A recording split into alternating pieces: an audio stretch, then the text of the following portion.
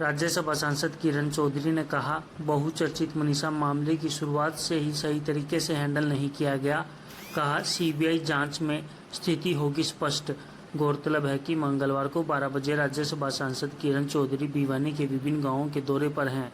वहीं राज्यसभा सांसद किरण चौधरी ने पत्रकारों से बातचीत करते हुए कहा कि भिवानी के बहुचर्चित मनीषा मामले में इस मामले में शुरू से ही सही तरीके से हैंडल नहीं किया गया।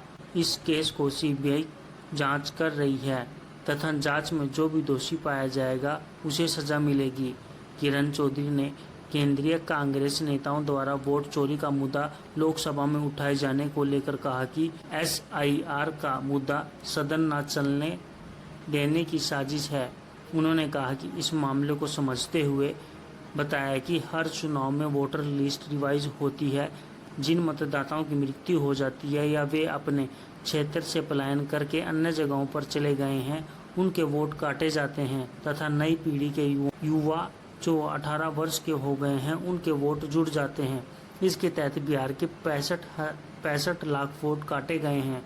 उन्होंने कहा कि इस तकनीकी पहलू के बारे में समझाते हुए कहा कि 65 लाख वोट काटे गए हैं, परंतु सिर्फ 2 ही शिकायतें मिली हैं।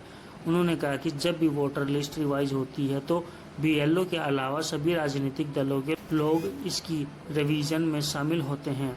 यदि इसमें कोई गड़बड़ी होती है तो ये लोग रिवीजन के समय जरूर बोलते हैं।